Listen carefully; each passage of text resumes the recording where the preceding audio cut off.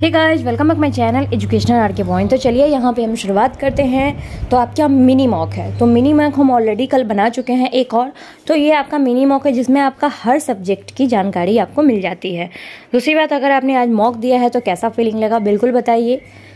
I hope कि आप well and good होंगे। तो चलिए, हमारे ग्रुप में जुड़ने का अब अंतिम मौका है। तो 9693414894 ये हमारा व्हाट्सअप नंबर है, same as it is Google Pay number है, फ़ोन पे नंबर है, यूनिवर्सल नंबर यही है। कॉलिंग करने का टाइम में आपको 5 to 7 PM है, शाम 5 बजे से लेकर 7 बजे तक। आपको 250 RS पेमेंट करने होते हैं।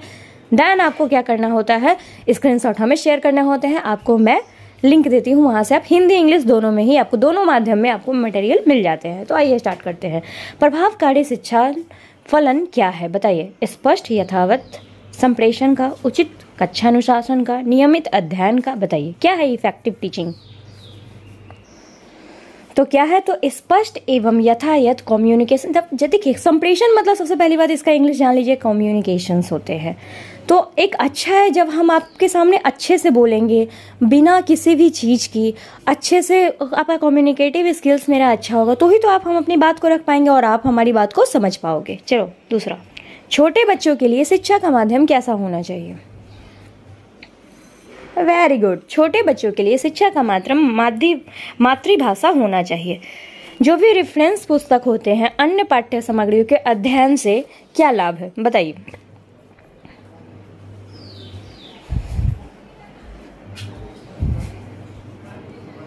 तो ज्ञान में व्यापकता आती है। क्या आती है, तो ज्ञान में व्यापकता आती है। नेक्स्ट चलते हैं। गणित शिक्षण के लिए निम्न में से कौन सी संप्रेषण राजनीतिक सर्वाधिक उपयुक्त है। यानी कि मैथ पढ़ने के लिए इसमें से कौन सा इफेक्टिव टीचिंग वे प्रोसेस है। वेरी गुड, तो एल्गोरिदम है। क्या है, तो एल्गोरिदम है। कक्षा में आपराधिक प्रवृत्ति एवं युवा आपराधिकता का प्रमुख कारण क्या है।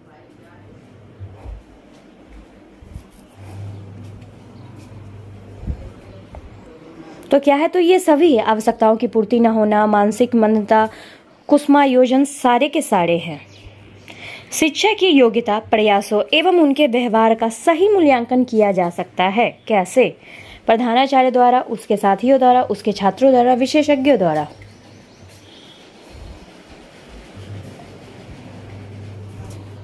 तो किसके द्वारा, तो उसके छात्रों द्वारा किया जा सकता है।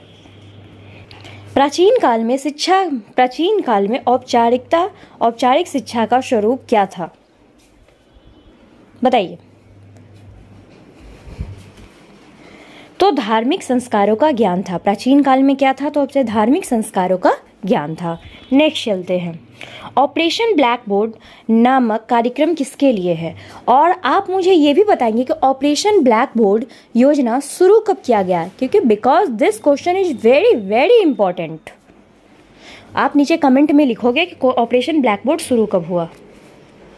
तो प्राइमरी स्कूलों के लिए यह योजना थी ऑपरेशन ब्लैक बोर्ड। स्कूल में अनुशासन में निम्न में से किसको प्राथमिकता दी जाती है।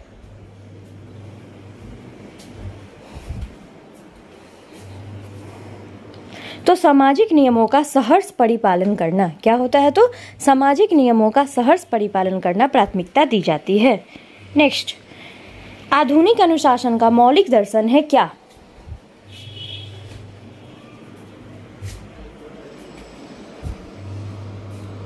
वेरी गुड, तो स्वस्थ मार्गदर्शन एवं परामर्श, यानी कि जो भी हमारे मॉडर्न दृष्टि से जो अभी अनुशासन डिसिप्लिन बन रहा है, तो वो क्या है, एक आपको डायरेक्शन मिलना चाहिए, डिसिप्लिन मिलना चाहिए, तो ही आप अच्छे शिक्षा ग्रहण कर सकोगे।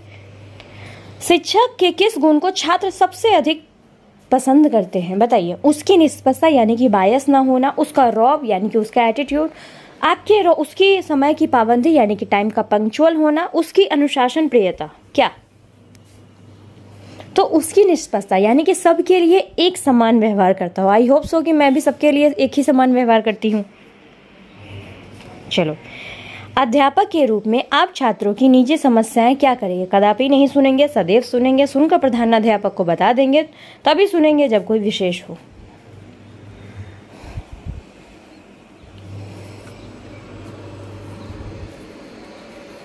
तो क्या करेंगे, तो सदैव सुनेंगे। छात्रों की समस्याएं सुननी चाहिए, लेकिन अब उतनी भी पर्सनल बातें आप ना सुने। अध्यापक बनने के बाद आपके विचारानुसार हर अध्यापक के घर पर किस वस्तु का होना जरूरी है? तो किस वस्तु का है, तो पुस्तकालय का होना जरूरी है, क्योंकि देखिए डिफरेंट टाइप्स की अगर बुक रहेंगे तो ही तो आप डिफरेंट टाइप्स की नॉलेज इन्हांस कर बच्चों को पढ़ा पाओगे। शिक्षा के स्तर को ऊंचा उठाने के निम्नलिखित में से क्या आवश्यक है?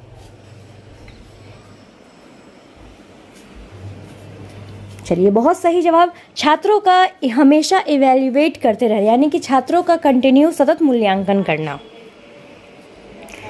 अध्यापक का कार्य छात्रों की पढ़ाई के प्रति क्या होता है, बताइए।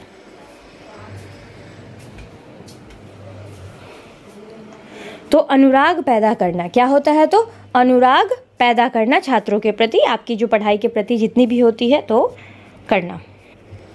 कक्षा में शिक्षण दृश्य सामग्री का प्रयोग करने में आप किस बात का ध्यान रखेंगे?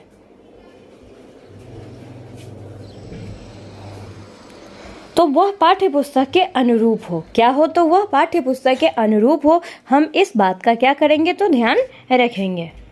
छात्रों का विश्वास प्राप्त करने हेतु शिक्षक को उनके साथ क्या करना चाहिए?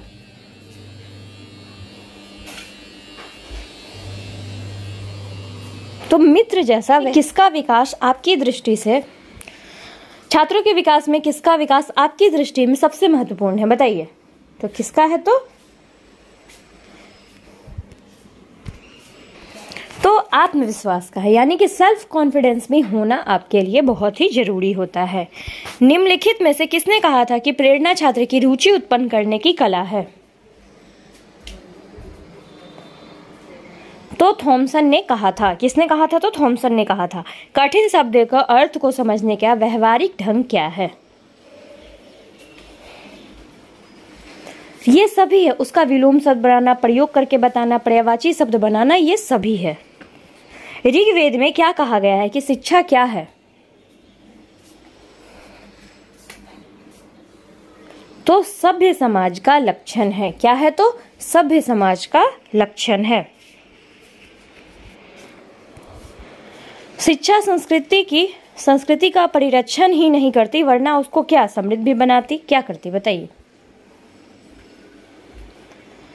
तो समृद्ध भी बनाती। शिक्षा संस्कृति का परिरक्षण ही नहीं करती, बल्कि उसको क्या करती है, उसको समृद्ध फला फूला भी बनाती है। नेक्स्ट चलते हैं।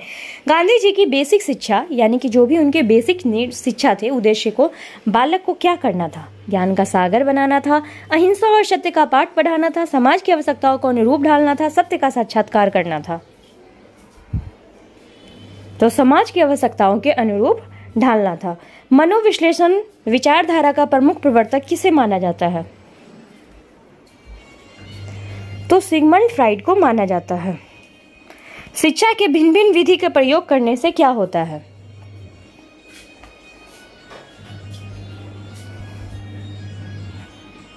तो ये सभी होता है। छात्रों का ध्यान केंद्रित होता है, भली भांति समझ में आता है, कक्षा की पढ़ाई क्या होती है, रोचक बन जाती है। चलिए, इसी के साथ हम आपसे विदा लेते हैं। मिलेंगे नेक्स्ट वीडियो में। Thank you for watching us.